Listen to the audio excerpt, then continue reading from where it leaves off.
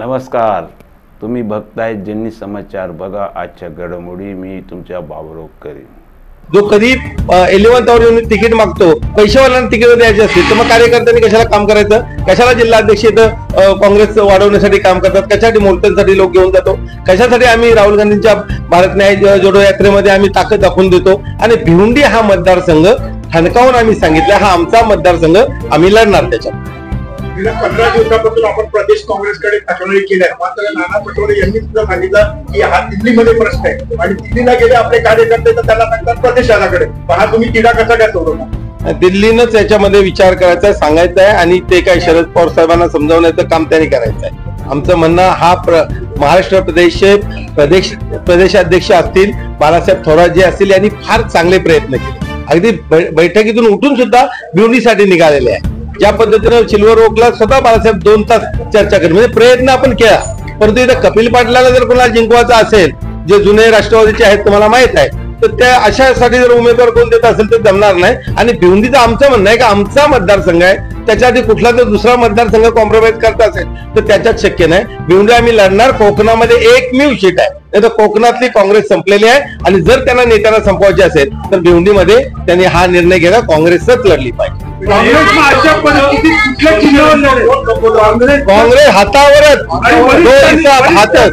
वरिष्ठांनी तुमचं म्हणणं नाही ऐकलं आणि आघाडीच्या धर्माला पाळत तुमच्या वरिष्ठांनी, काँग्रेसच्या वरिष्ठांनी राष्ट्रवादीसाठी ही जागा ठेवली असं सांगून तुम्हाला आदेश दिला कामाला लागा. मग काय आम्ही लागणार नाही कामाला. आमचे मग लोक कशासाठी काम करतील? आम्ही सगळे पदाधिकारी भिवंडी पासूनची सुरुवात होईल, सगळे राजीनामा देतील, आम्ही करणार. मग त्यावेळेस तुमचा उमेदवार अपक्ष म्हणून राहील का?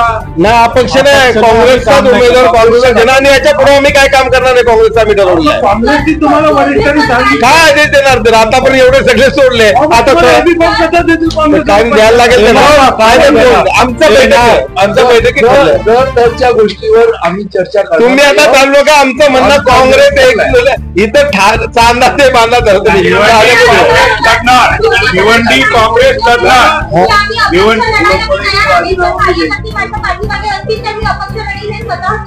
यांनी आता फॉर्म करायचा आहे आणि आम्हाला काँग्रेसला सांगणं आहे चिन्ह द्या. आम्हाला काँग्रेसला कार्यकर्ते पाहिजे, काँग्रेसची चिन्ह दिला पाहिजे. मी परवा दिवशी पण सांगितले होते, काल पण सांगितले आणि आज पण सांगितले की कार्यकर्त्यांच्या आग्रहपोटी मी फॉर्म भरणार आणि आपण सर्व त्यांच्या बरोबर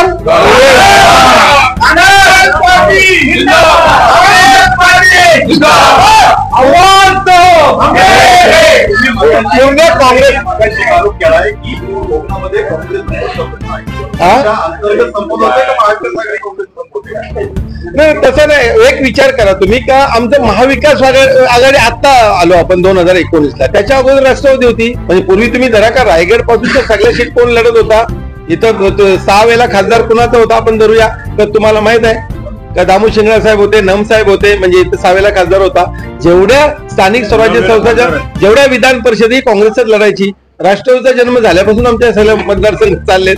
मग राष्ट्रवादीनेच आमचं हे केलं. आता आमचं म्हणणं राष्ट्रवादीचं फ्रॅक्शन झाली तर बॅड केली, पण आता पुन्हा राष्ट्रवादी डोक्यावर बसून ते चुकीचं आहे. त्यांनी समजावून घेतलं पाहिजे. आणि इथं ज्या माणसाचं संबंध आहे, अनेक पक्ष बदललाय. ज्यांनी काँग्रेसचे नगरसेवक फोडून तिकडे नेले होते आणि पुन्हा शिवसेनेत गेले आणि पुन्हा इकडे आले आणि इलेक्शन लागल्यापुरतं जे काम येतात फक्त तिकीट मागायला, तर पैशांसाठी तिकीट देणार असेल तर चालणार नाही. लोकसभा जो है एक ही लोकसभा जो है कोकण के अंदर, मतलब टोटल 7 लोकसभा है, उसके अंदर जो आज जो लड़ रही है ये भिवंडी लोकसभा लड़ रही है. और ये भिवंडी लोकसभा ये कांग्रेस को ही चाहिए. इसके लिए सब पूरे कोकण के हमारे सब डिस्ट्रिक्ट प्रेसिडेंट, सब माजी आमदार, माजी खर सब हमारे ज्येष्ठ पदाधिकारी सब निकट के होके आज इधर बैठक हुई है. परसों जो एनसीपी ने ऐलान किया था कि ये सीट एनसीपी को गया है, ये कोई महाविकास आघाड़ी के माध्यम से ऐलान नहीं हुई है. ये जो जगह है ये पारंपरिक जगह, कांग्रेस पार्टी की पारंपरिक जगह है. इसमें हम लोग फॉर्म भरने ही वाले हैं और हमको विश्वास है कि हमारे नेता लोग कांग्रेस का हमको ये भी फॉर्म दे देंगे और हम इधर फॉर्म भरेंगे.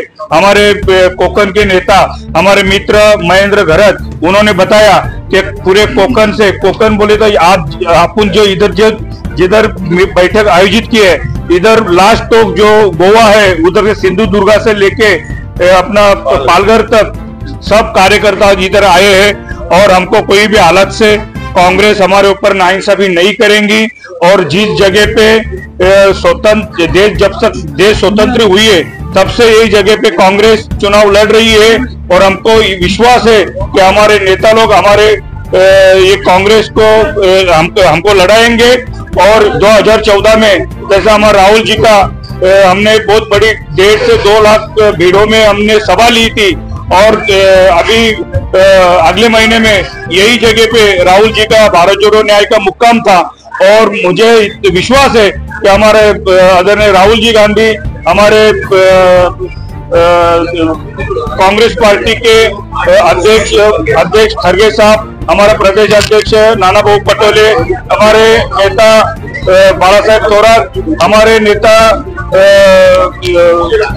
विजय वडेट्टीवार, हमारे प्रभारी रमेश जी चेन्नीतला, ये सब लोग इकट्ठा होके इस भिवंडी का कोई ना कोई रास्ता निकालेंगे। और हमको विश्वास है इस भिवंडी में कांग्रेस को फॉर्म देंगे और इस पे कांग्रेस का उम्मीदवार लड़ेंगे और बड़े वोटों से चुन के आएंगे। तो फॉर्म भरने का है और 26 से 3 तारीख तक फॉर्म भरने का डेट है और आज भी कम से कम 20 से 25 दिन और बचे हैं। उससे पहले हमको विश्वास है कि 2-4 दिन में ये फैसला हो सकता है और हमको ये भिवंडी में हमारा कांग्रेस का उम्मीदवार इधर फॉर्म भरेगा और बड़े वोट से चुन जाएगा। जनहित समाचार न्यूज सत्याच्या समर्थक आहे।